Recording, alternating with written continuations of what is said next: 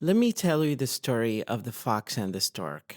The fox one day thought of a plan to amuse himself at the expense of the stork, at whose odd appearance was always laughing. "You must come and dine with me tonight," he said to the stork, smiling at the trick he was going to play. The stork gladly accepted the invitation and arrived in good time and with a good appetite.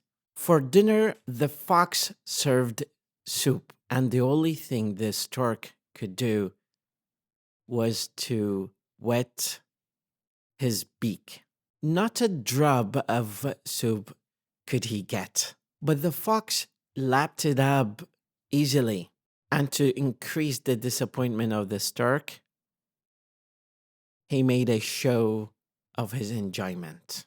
The hungry stork was much displeased at the trick, but was calm and even-tempered, and so no good of flying into a rage. Instead, not long afterward, he invited the fox to dine with him in turn. The fox arrived promptly at the time that had been set, and the stork served a fish dinner that had a very appetizing smell. But it was served in a long jar that had a very narrow neck. The stork could easily get at the food with his long beak, but all the fox could do was to lick the outside of the jar and sniff at the delicious odor. And when the fox lost his temper, the stork calmly said, "Do not play tricks on your neighbors